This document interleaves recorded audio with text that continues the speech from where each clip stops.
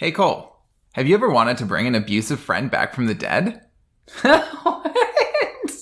Well, Jake Tilton did. Now I'm going to tell you all about it in Monkey's Paw.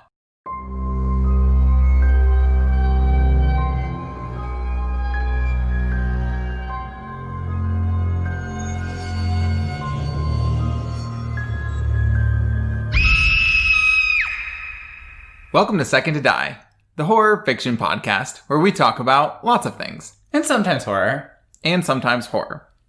So, I'm going to talk about the movie Monkey's Paw that came out in 2013. There's been a lot of adaptations of this concept and this short story, and I'm going to talk about the history of that as well.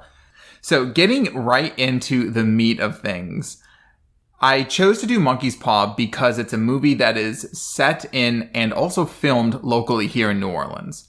And I enjoy seeing films that are set in New Orleans just because it's fun to see my city. What I'm not going to do, even though sometimes it's hard, is that annoying thing where people point out every little thing that is incorrect about a movie's portrayal of their city, because I realize that doesn't matter. And most people don't care about those things.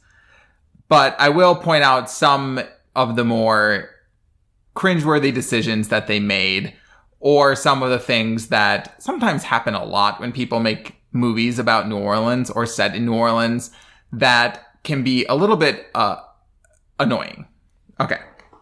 So real quick, I want to talk about this short story of Monkey's Paw because I think a lot of people are familiar with the general concept of the monkey's paw, this mummified, withered monkey paw that grants 3 wishes. I think that's a pretty known concept or a known story. I feel like a lot of people had to read that in high school.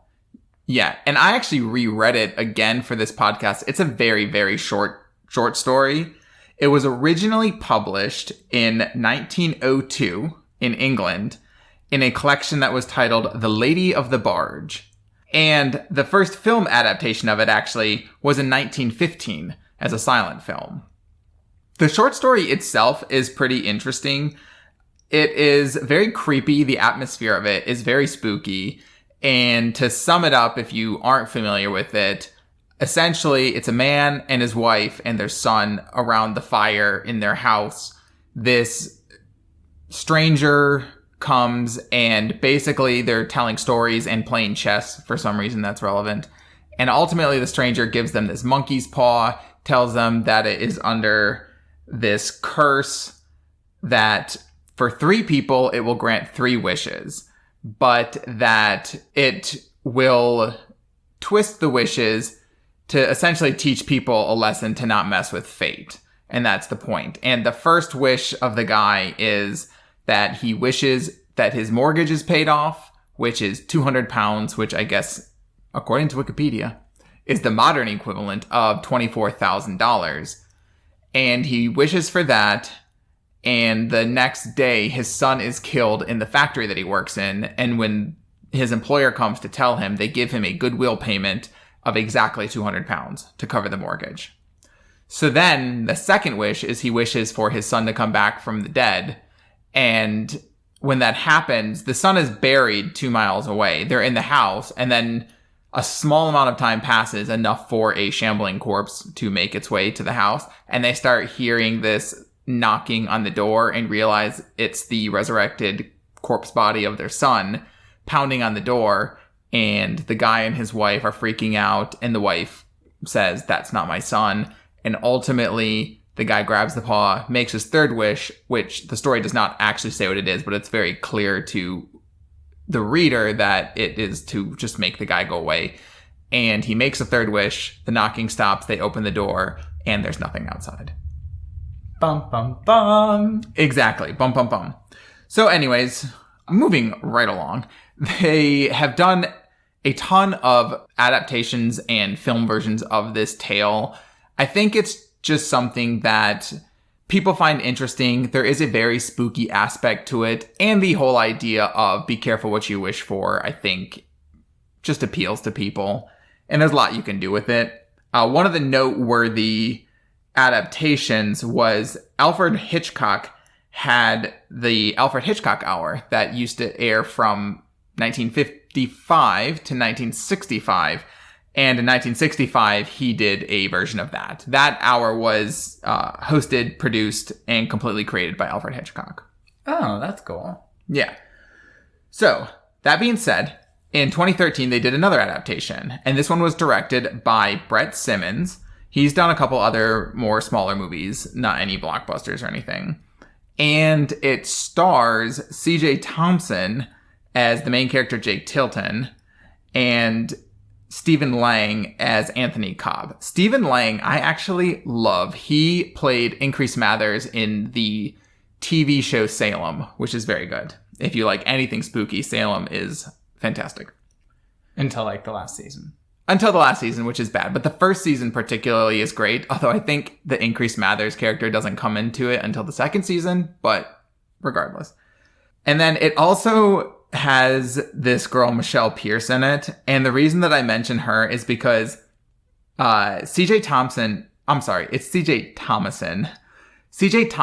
and Michelle Pierce both have the Transformers 1 movie listed on their IMDb. And Michelle Pierce actually has it listed as her most known for role. And in the Transformers movie, she is listed as playing Socialite. And in the Transformers movie, CJ Thomason is listed as playing Sailor. So it's kind of like people just took the extras from Transformers and were like, let's make this Monkey's Paw movie. And they just did it. Oh boy. Yeah. But CJ Thompson is actually okay in this movie. Michelle Pierce is not okay in this movie. Her acting is awful.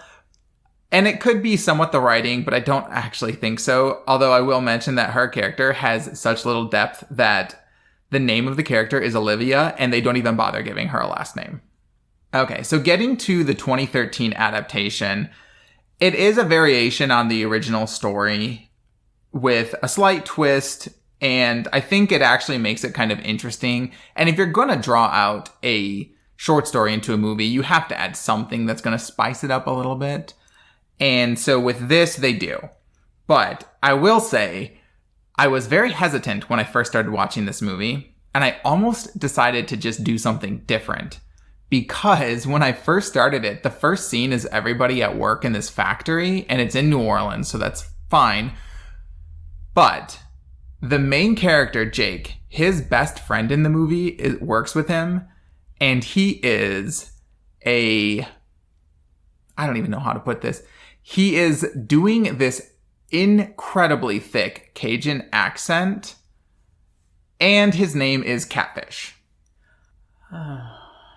Yes. So while I'm not normally nitpicky about like New Orleans-y stuff being portrayed in films, when I first saw this, and when I say thick Cajun accent, I don't mean like Gambit from the X-Men thick. I mean like you cannot understand him thick.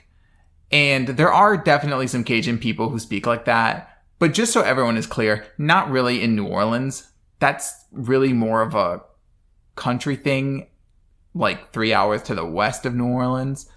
And I'm just not sure if that was okay or not. But I decided to stick through it. And his accent, weirdly enough, gets better throughout the movie. Like, they hammed it up or something in the first scene to where it's almost incomprehensible. But when I first saw this, of course, Creole skin-toned guy with this hyper-Cajun accent named Catfish, I was like, no, I'm sorry. Next. But I stuck with it, and it was fine. So anyways, the main character, Jake, and the other guy, Anthony Cobb, who they call Tony Cobb, and then most of the time they just call Cobb, all work in this factory together. The factory supervisor guy ends up getting fired, and then they see him out at a bar that night, and they talk to him, and for some reason the manager is like a super jerk, and he basically gives Jake the monkey's paw and says, this is a trinket, it's magical, it grants wishes, and he does it as this kind of tongue-in-cheek joke thing. Yeah. And he's like, make a wish. And so Jake grabs the monkey's paw and basically wishes for, what he says is, I wish for that GT outside or something. that a car? This is how gay I am. I had no idea what he was talking about. And so I watched the scene again, the line, just to be like, what is he talking about? Because I thought I misheard it. And then I still didn't know. But then I realized it was a car outside because that night they closed down the bar basically. And when he goes out to the parking lot, there's a car with the key still in it and they just take it. Oh, okay. Because that's how you acquire vehicles. Yes. And even at that point, he's still not convinced it was the wish. He's just kind of like, okay, I'll take this car. So they do. Anyway, they get into a car accident.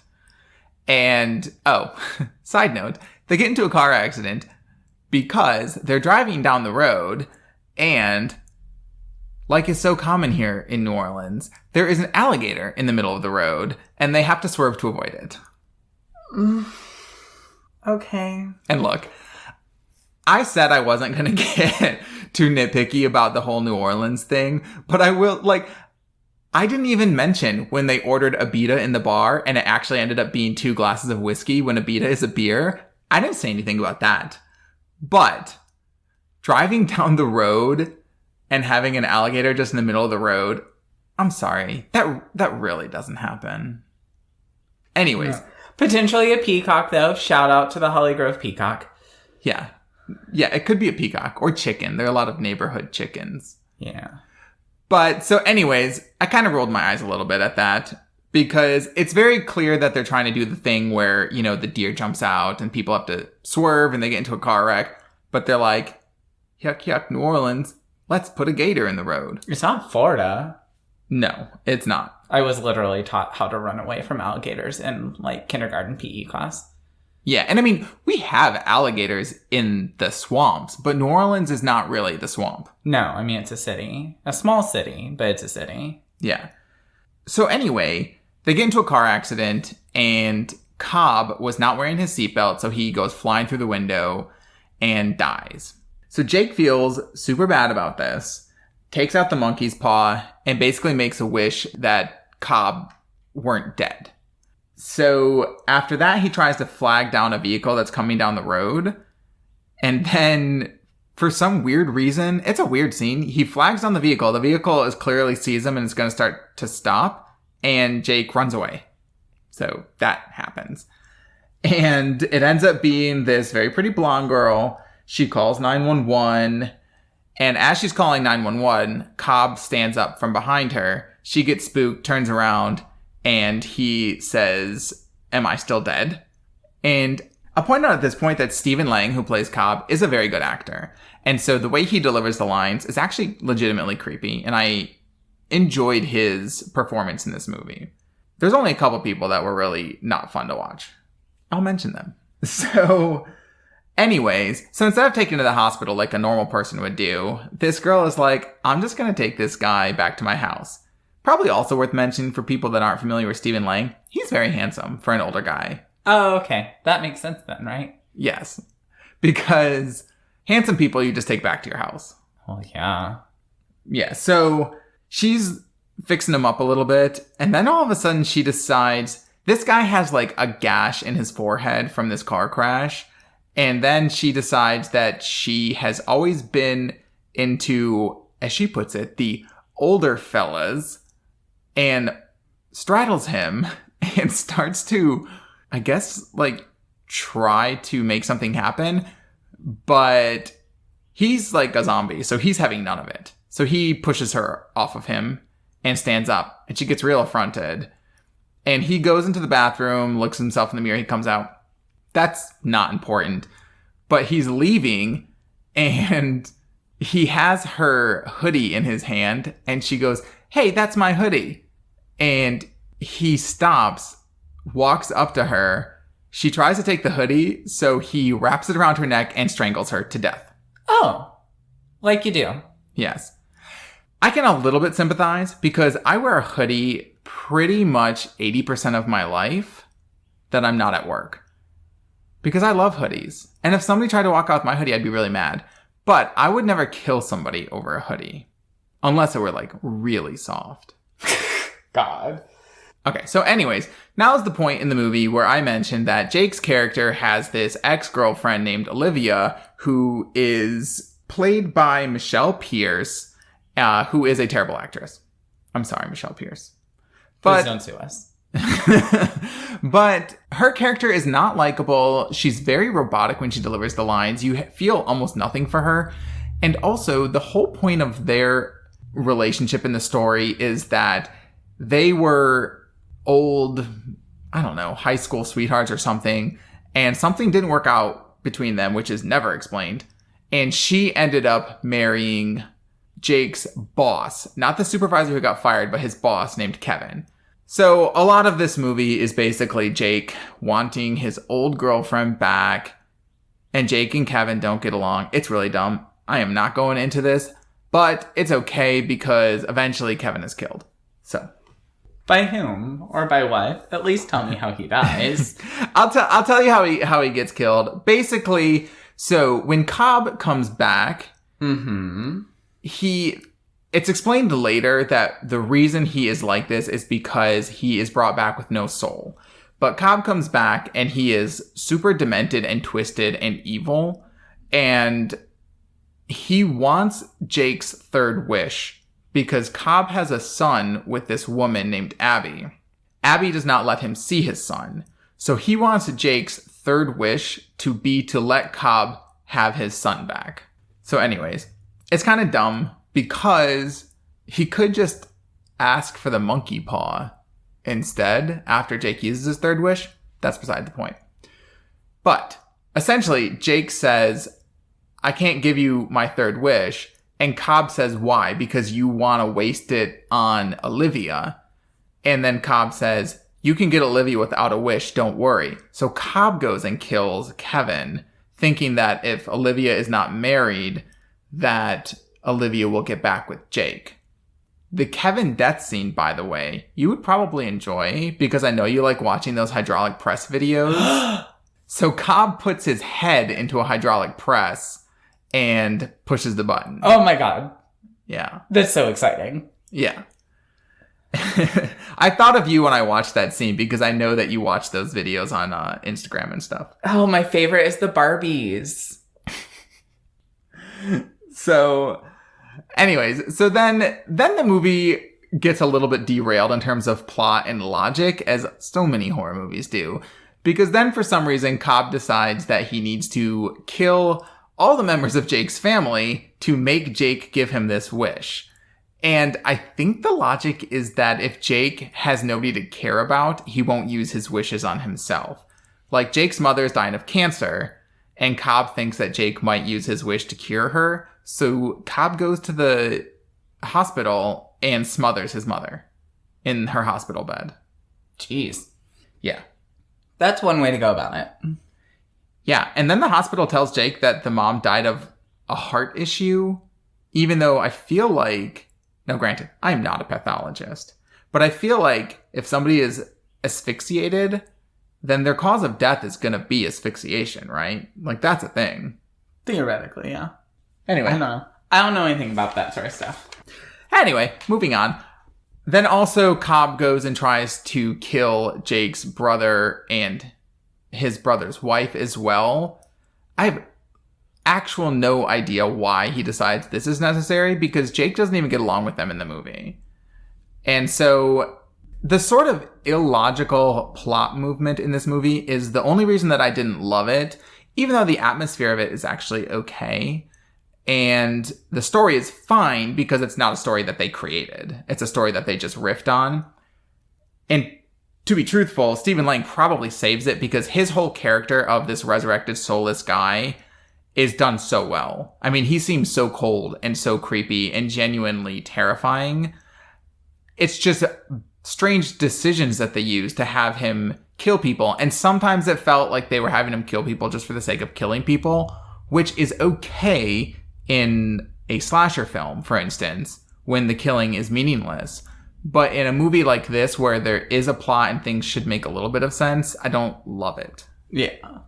I will say, there are some very cool settings in this film. Visually, it's pretty cool. And they do use Lafayette Cemetery a few times. That's where, for some reason, Cobb likes to meet Jake in the cemetery. And that cemetery in particular is used in a lot of films, and it's, for good reason, it's highly effective. It looks very cool. Yeah. Because obviously in New Orleans, we have those above ground cemeteries because you can't bury people in the ground because we're below sea level and they would float away. They pop up like daisies. Yeah, so our cemeteries are above ground mausoleums for the most part and are actually very cool looking, and so they make good filming. And so they do utilize that, and it gives their meetings, the scenes where they're meeting, a very good creepy layer that might not exist otherwise. Yeah. And it's actually Lafayette Cemetery, not like a reproduction looking at you originals. No, it's actually Lafayette Cemetery. I am 100% certain of that, because when he walks in the gates, it's definitely the gates, and I used to work right across the street from that cemetery. Yeah. So it's definitely the cemetery. They're not running through it. They don't destroy anything or anything like that. It's just a meeting place. So it's pretty cool. So Cobb decides to track down and kill Jake's brother and his sister-in-law.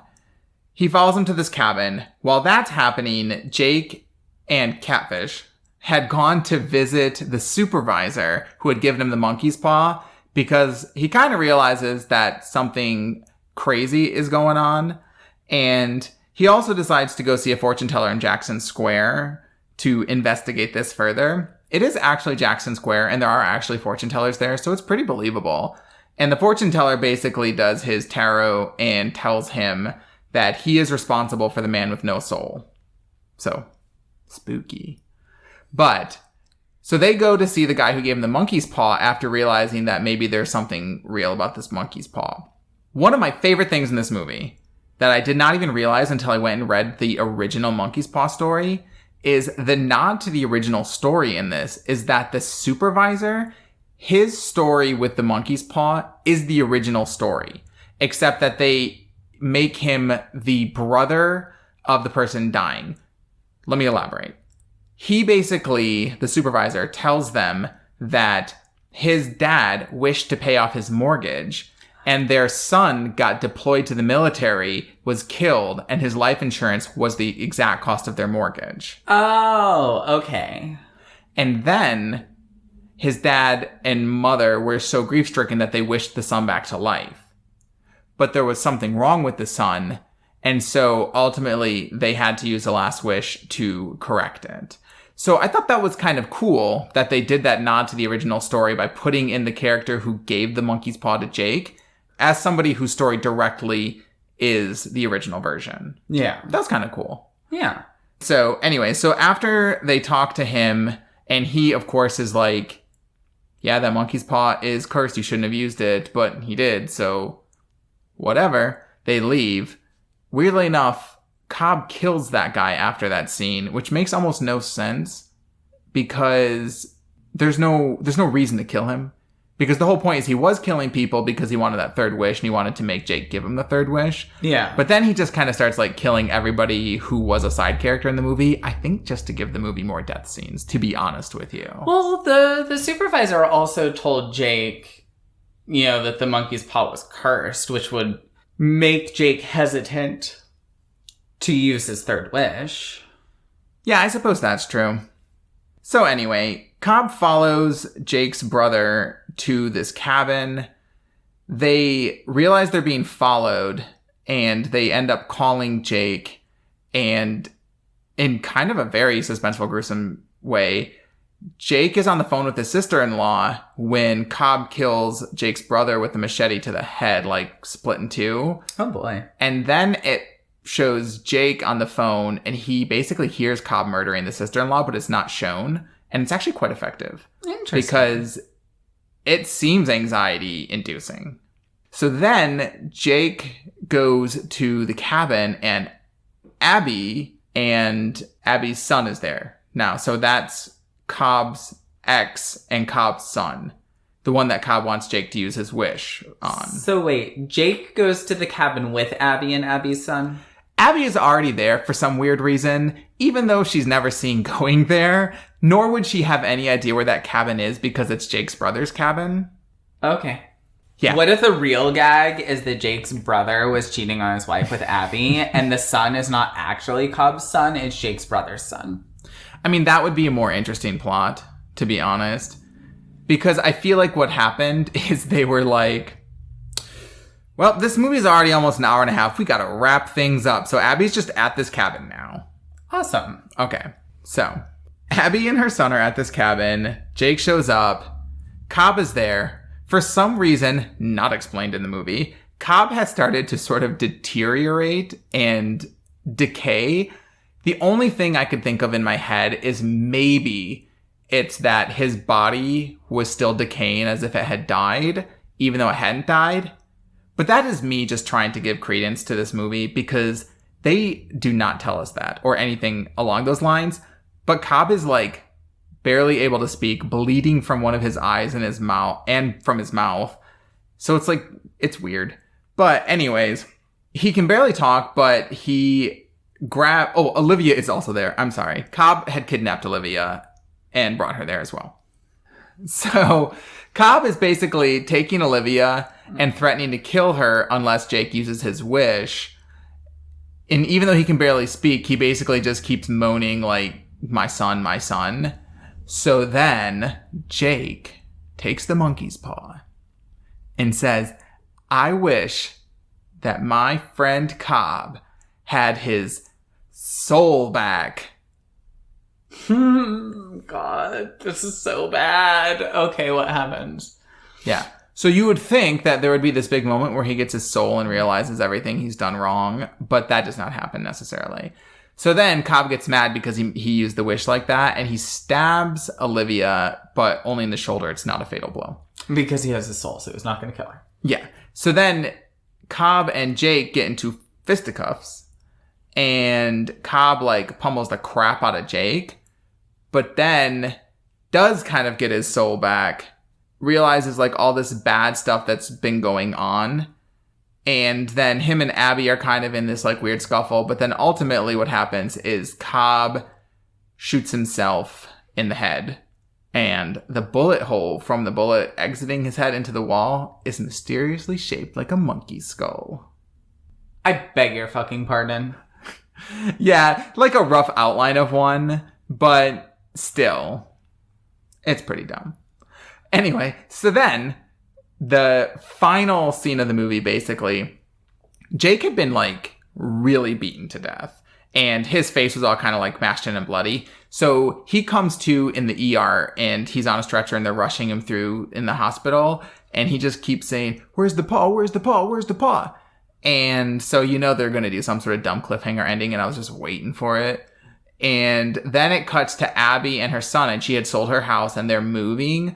And she's in her car, and the final scene of the movie is her basically saying to her son, are you ready? And him saying, yeah, with his headphones on. And then you look down, and in his hand, the son, who's like 5, is holding the monkey's paw. And that's the end of the movie. Lord. So we were starting off pretty strong, to be honest, because I do like the story of the monkey's paw. And they had some good moments in the movie. Some of the deaths were cool. Stephen Lang's performance is great. But this movie, I don't remember exactly what it had in Rotten Tomatoes. But I feel like even not knowing, it was too high. Because this movie's ending was so dumb. And part of the problem is they tried to wrap up so many things in the most illogical sense. Like they just stopped caring about whether the story made sense. And just started thinking we have to end this movie. That's how it came off to me. That's so bad. It's not great. Okay. So yeah, the moral of the story is do not bring your friends back from the dead. That never works out well. If only I had friends. Yeah. So anyway, that's Monkey's Paw. One of these days, I'm going to do a movie that's actually pretty good. But the thing is I don't know that these movies are bad when I watch them. You did Pet Sematary. Pet Sematary is good. Yeah, that's true. Pet Sematary was really good. Pet Sematary was good, had points that were funny. This has points that were kind of funny, but ultimately, I just feel like it wasn't done as well as it could have been. But I've seen worse things in my life. I'll say that. But if I were to tell people if they should see Monkey's Paw, I would probably just tell them to read the short story. Book is always better. Yeah. Except The Devil Wears Prada. Speaking of books, why don't you tell me about my best friend's Exorcism? All right, so my best friend's Exorcism. Really, before I get into this, I just want to point out, as you know, but so everyone knows, and so we're completely clear, I was born in 90. I did not experience the 80s. I never really had an interest in the 80s, and this book basically has everything to do with the 80s. Okay. So it was a very interesting experience to read it, knowing that references are being made the entire time that I just don't get. Like, what the fuck is a swatch? A swatch? It's these old cheap watches. Let's move on. But there's like a whole thing about swatches, and I was like, what? And like, they smell? Were they scented?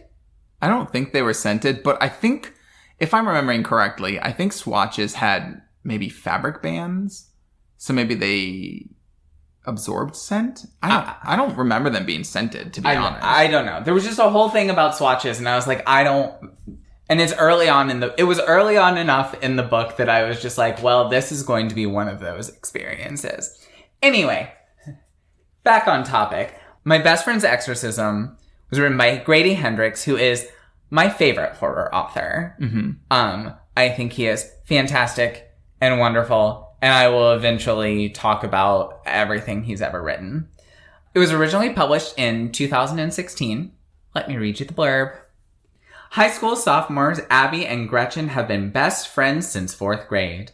But after an evening of skinny dipping goes disastrously wrong, Gretchen begins to act different. She's moody. She's irritable. And bizarre incidents keep happening whenever she's nearby.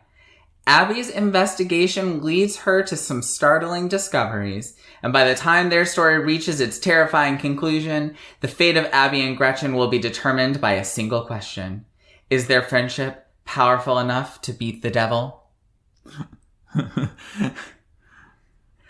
Like an unholy hybrid of Beaches and The Exorcist, my best friend's Exorcism blends teen angst, adolescent drama, unspeakable horrors, and a mix of 80s pop songs into a pulse-pounding, supernatural thriller.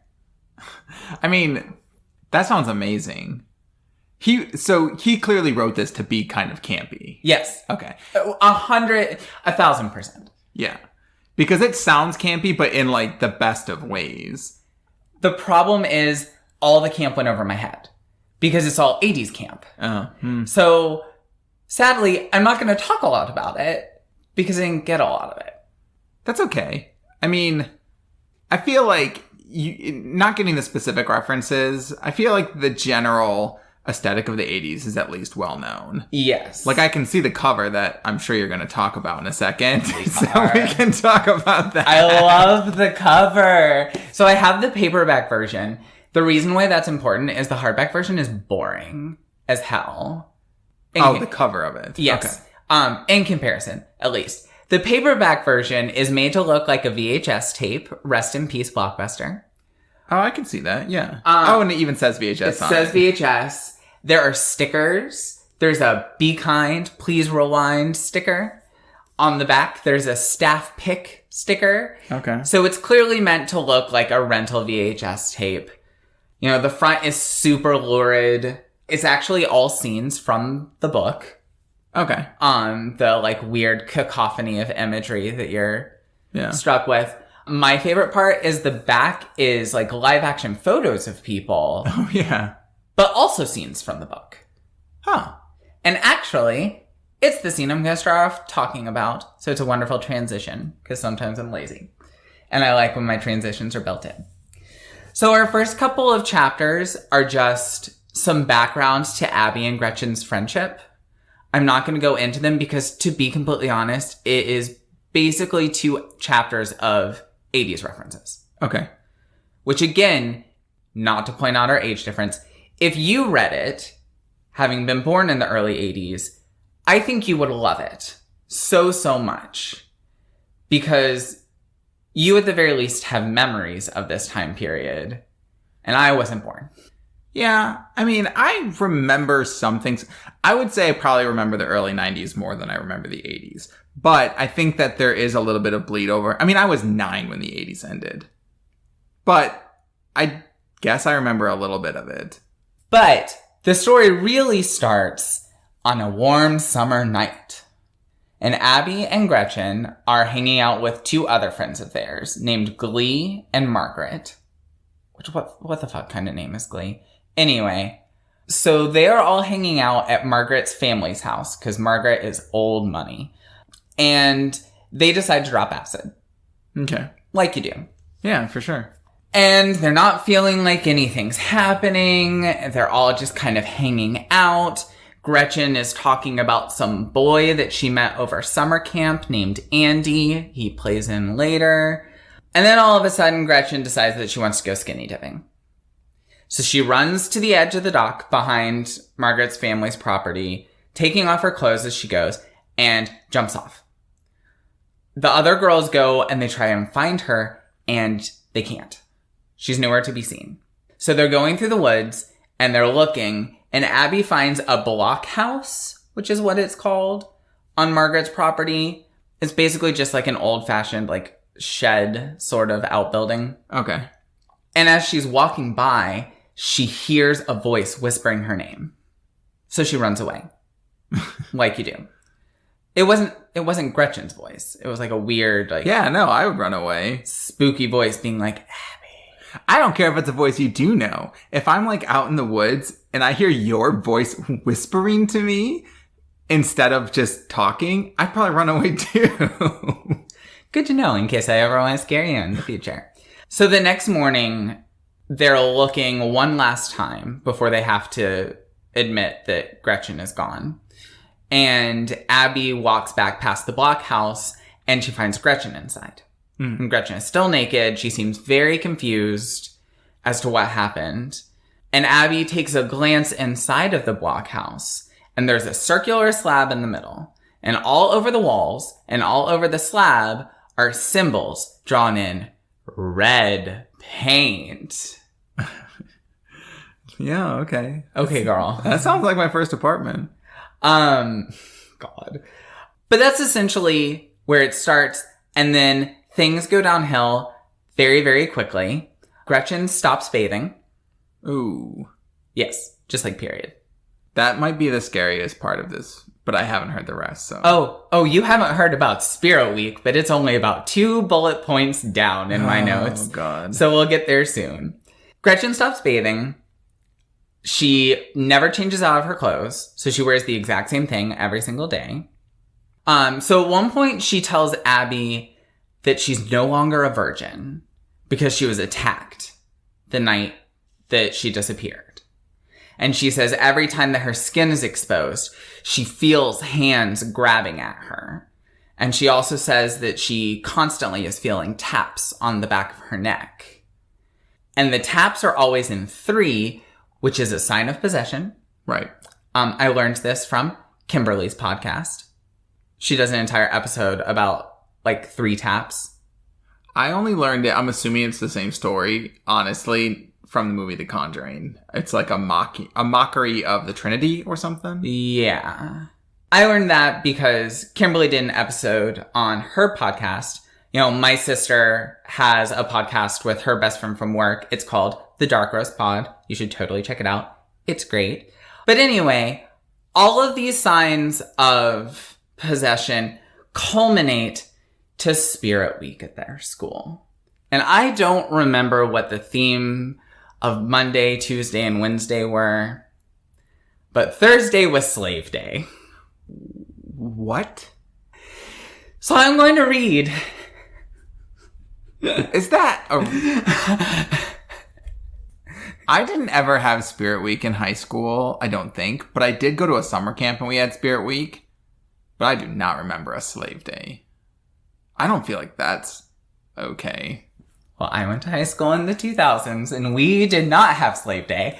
But let me read that portion to you. Okay. And because I don't know what copyright laws are with reading direct passages from books on a podcast, in order to properly cite my work, I am reading from the 2017 paperback edition on page 165. Please don't sue me. Thursday was Slave Day. 5 years later, Slave Day was gone as if it had never existed. But in 1988, no one dreamed that it could possibly be offensive. It was tradition. A clot of students was clustered around the front office window where the slave market was posted. Oh my God. It was a giant piece of white butcher's paper, and the idea was that students could buy a slave for a set price. And if the slave didn't beat that bid by $1, then they were owned by their master, who would make them do whatever she wanted during the lunchtime slave parade. Skipping a little bit of portion to the bottom of that paragraph where it says, all the money raised went to the alumni fund. So that made it okay. Yeah, there's nothing okay about any of that. In Grady Hendrix' defense, all of this is campy and overblown. It is very much done in a this isn't actually okay sort of way. So anyone who listens to this without having read Grady Hendrix, don't go after him saying he's racist. He's fully aware of how not okay it is and is poking fun at how ignorant previous generations were about such things. I mean, maybe that is maybe something like that did exist in the 80s. Because obviously I was not in high school in the 80s, so yeah. I don't know. I mean, you were 7. Yeah, so, okay. It's not done in a way that's so offensive that you can't appreciate what he's trying to do. Yeah. I guess I'll put it that way. Yeah. Anyway, back to the story. So, a little bit of background to this scene, very brief. It's mentioned several times in the book that Abby has terrible skin. And so she wears a lot of makeup to cover it up. And her best friend Gretchen is the only person who sees her without a full face on. So on Slave Day, Abby walks up and sees that Gretchen has bought Abby. Abby comes from a really poor family, so she can't afford to top the bid. So Gretchen comes and collects her. That's not like a part of the thing. It's just Abby is still staring at the paper and Gretchen walks up and takes her to the bathroom and says, wipe off your makeup. You're the slave. You have to do what I say. Wipe off all of your makeup. And Abby freaks the fuck out. They get in a huge argument, and Abby storms off. That night, Gretchen calls, and she sounds like she's in a whole lot of trouble, and she's asking for Abby's help. And Abby hangs up on her. The next day, Gretchen is a whole new woman. She's bathed. She's dressed super sexy. Her hair is done. Like, she looks great. And she's being an absolute bitch. I mean, that happens, you know. When Satan fully possesses you. Yeah. Yeah. I mean, that's basically what it is. So here is where I get to talk about what happens to Glee and what happens to Margaret, because they're both delightful. So everyone seems super drawn to Gretchen, and Gretchen becomes this like Regina George-esque queen bee, and she starts basically granting people their desires. It's not super blatant. Like, no one is like, oh, Gretchen, do this for me.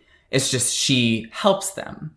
But it doesn't go exactly as planned because Gretchen is using it to torture people. So with Glee, because it wouldn't be an episode of this podcast if we didn't talk about inappropriate relationships between adults and children. Are you kidding? No.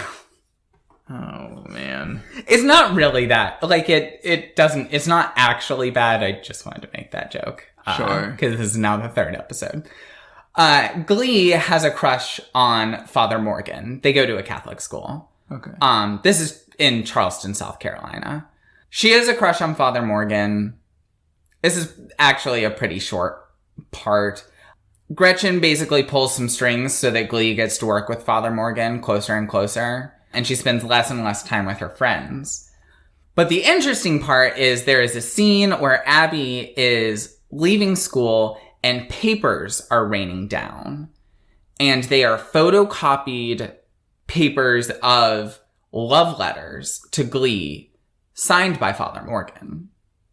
And Glee is standing at the top of the clock tower in the school, topless, don't know why that's important, throwing these photocopies out because Father Morgan has rejected her. And so she wants everyone to see the evidence of his passion. Okay. And then she tries to jump. Tries to jump? Someone stops her. Okay. And then her parents kind of whisk her away. I don't know how much you know about Charleston. I only know because they have a really good library system that I considered working for at one point. So I did a lot of research about it.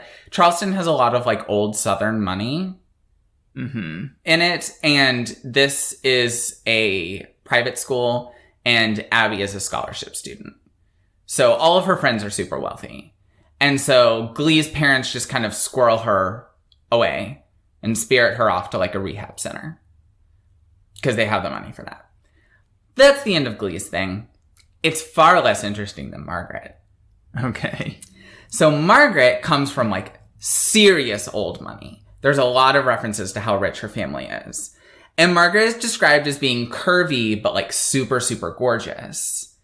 But Margaret's mother puts a lot of pressure on her to be skinny. Makes a lot of comments about her eating and things like that.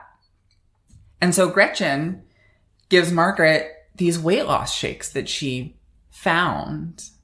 And so it's actually a really interesting, and for people with eating disorders, potentially very triggering chapter, because it's just a normal chapter of plot, but you see Margaret's food logs that she makes throughout the day of how little she's eating. And it gets less and less and less. And by the end of it, she's only drinking these shakes. And the shakes sound really gross. They're described as this like milky white, sort of like thick consistency shake. But eventually she stops coming to school. And later on, during her investigations, when Abby is trying to figure out what's going on, she tracks down Margaret at not their normal house, but they own like a old traditional Charleston home, which I actually love Charleston homes because they have like colonnades on the side. It's a whole thing. I love them. That's irrelevant. Margaret is emaciatedly thin, like completely skeletal. And so Abby is trying to talk to her, and Abby brought Margaret's favorite ice cream to try and get her to eat. And the smell makes Margaret start to gag and heave. And while gagging and heaving, something enormous and white starts coming out of her mouth. Your face is great right now. And Margaret's dog runs into the room and grabs it. And so Margaret is like choking on this enormous white thing being dragged out as the dog pulls the entire thing out. And it is a monster tapeworm. Oh, God. That's right, folks. The white shakes were actually tapeworm eggs. That's gross. Fun fact, the tapeworm diet started out as a real thing in Victorian times. The idea was that you took a pill that had a tapeworm egg in it, and once you reached your goal weight, a method was used to remove the tapeworm. Interestingly enough, one of the methods was to hold your mouth open over food, and Victorians thought that that would make the tapeworm stick its head out, and then they would pull out the tapeworm. There's not any evidence to show whether the pills actually had tapeworm eggs in them, but the most interesting thing is people bought them whether they were placebos or not. Yeah, that's pretty vile. And in my research to see if this is a real thing, or was a real thing, apparently there are clinics in Mexico that will still give you the tapeworm treatment. Yeah, that's real gross. Yeah.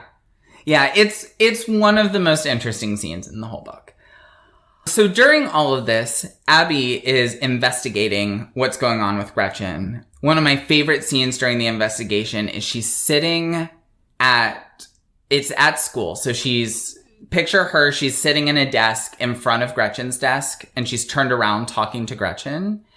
And Gretchen is maintaining eye contact, but she's writing something in her daybook. And Abby glances down, and it is upside down so that Abby can read it. So upside down for Gretchen, a cry for help. All while Gretchen, air quotes here, is holding a completely different conversation with her. That's kind of cool. I thought that was really well done. Abby actually steals Gretchen's datebook. And here's where things get most interesting. So remember Andy, the boy that Gretchen met over summer camp? Yes. The entire school year, Gretchen is talking to Andy every single night. So Andy's phone number is written in the very front of the book. And so Abby decides that she's going to call Andy because she wants to figure out what's going on with Gretchen. But when she calls, the old Gretchen answers. And she sounds super weak, and she sounds like she's in trouble, and the sound keeps fading out, and it sounds like someone is holding her hostage. Later on in her investigations, Abby decides that she's curious about something, and she goes to the library, as you should do if you're curious about something. And the librarian helps Abby look up Andy's phone number, and Andy's actual phone number is 1 digit off from what is written in the notebook. Like 2 of the digits are flipped. So Abby calls Andy's actual phone number. And Andy says that he hasn't talked to Gretchen since they were in summer camp together. Bum, bum, bum. So this prompts Abby to look further throughout the notebook. And as she's doing that, she finds a page where Gretchen has practiced Father Morgan's signature. So Gretchen sent the love letters. She also finds illustrations planning out the poisoning of Margaret with the tapeworm eggs. Yeah. So that night, Abby is asleep and the phone rings and it is real Gretchen, again, super weak. And she's saying like, she's on her way, she's coming, you need to run and hide. And Abby's like, who's coming? Like, who the fuck do you think, Abby? Possessed Gretchen kicks open Abby's bedroom door, beats the shit out of her, and takes the datebook back. It is after this that Abby decides that she's going to contact an exorcist. How did she meet this exorcist? Well, there was a presentation at school. On exorcism. Not on exorcism. Okay. On Jesus. Oh, that's worse. They're at a Catholic school, so at least understandable, but still worse. What's interesting is it's a bunch of brothers, and they're all bodybuilders. And they're like doing squats while talking about Jesus giving them strength. But not literal strength, like spiritual strength. Oh my God. It was weird. And frankly, it was a little homoerotic. Even though they're brothers. I mean, they were just getting ready for the second coming. God. Anyway, about this exorcism. About the exorcist. At one point during the presentation, the youngest one had, like, singled out Gretchen and been like, I can see the devil in you. So Abby's like, clearly this guy is an exorcist. And I won't go into the full detail of the exorcism because it's the climax of the book. And I feel like if you read it, you won't want me to, like, rattle off everything that happens. It's an exorcism. Long story short, what finally drives the devil out of Gretchen is the power of friendship, because Abby does kind of like an ad-libbed exorcism laden with 80s references that went over my head. Fair enough. And then everyone lives happily ever after, and that's my best friend's exorcism. Okay, no, it sounds good. I am curious now about some of the 80s references. I don't know that I would even get them all, but... I mean, it's pretty heavy-handed. I will say, when I read Ready Player One, that's tons of 80s references, which is why a lot of people don't like that book, and I got those. And I enjoyed it because of it. I mean, the first chapter is 1982. Ronald Reagan was launching the war on drugs. Nancy Reagan was telling everyone to just say no. Epcot Center was finally open. Midway released Miss Pac-Man in arcades, and Abby Rivers was a certified grown-up because she'd finally cried at a movie. It was E.T., the extraterrestrial. I mean, that's all stuff everybody should kind of get, right? Yes. Obviously, I got that. But it's like that level of 80s references throughout. The amount of them, yeah, for sure. So I would give it 4 out of 5 VHS store stickers. I liked it a lot. I thought it was fantastic, honestly. I just feel like if I had gotten the 80s references, it would have been that much better. And that would have made it a 5 out of 5 for me. Okay. But I didn't get them. So I was kind of... There were entire passages that I was just kind of like, okay. But I get what he was going for. And I think the average person, even the average person my age, has far more of an interest in the 80s and would get more of the references. I just have next to zero interest in the 80s. And so I didn't get really any of them. No, that's fair enough. So I think if people are into that 80s, and I can tell just by the cover, it really is that sort of like 80s sort of glam phase. I mean, she's got the huge hair and all that. So if you're into that, you'll probably love it. Yeah. And even if you're not, it's still like campy, well-written, kind of absurd horror. Yeah. Like I said, I mean, I still gave it 4 out of 5. And that was without getting really any of the references. Yeah, I mean, that's pretty good. So I guess at this point, I should ask you if you would die if you were in the book. Probably not, because honestly, there's not a lot of death. Oh, yeah. Now that I think about it, there's a lot of punishment. There's a lot of, like, torture. But there's not really any death. Yeah, that's fair. Or at least not any direct death. Like, death is talked about in reference to characters that you don't really meet, or, like, things like that. Yeah. Would you die in The Monkey's Paw? Man, I don't know. I feel like in The Monkey's Paw, they just killed random people for any reason. So maybe. Probably. I probably would be. Because, truthfully, it seems like every character that they gave a name to is killed, except for the main character. Catfish, and then the 2 ex-girlfriends in it. And then, of course, the kid. But a lot of times horror movies don't kill kids that easily. So I guess so. It just seemed, the death seemed so random. Yeah. So I might die. But I think it might be interesting. The more interesting question, I think, is would I use the monkey's paw for wishes? And that I'm not super sure of. Because part of me wants to think that I would just try to devise a way to, like, foolproof my wishes and wish for things that couldn't backfire, even though the whole point is that every wish backfires. That's what I thought about. When I was watching that, that's all I could think about is would I be wishing on this monkey's paw? Every wish is like a 10-page contract that you're reading out loud while you hold this paw. Yeah, basically. But, yeah, I don't know. I probably would end up getting killed in the monkey's paw just because who didn't get killed in that movie that wasn't relevant to the ending? Anyways, that's about it for the monkey's paw and my best friend's exorcism. Episode 3. Thank you for listening. If you want, you can find us on social media.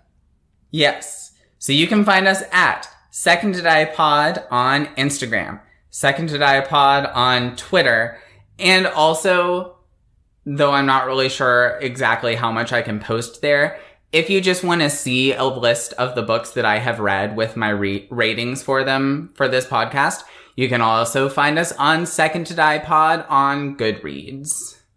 And if you have any comments, suggestions, critiques, nice critiques, or just whatever and want to get in contact with us via email, you can write us at secondtodiepod@gmail.com.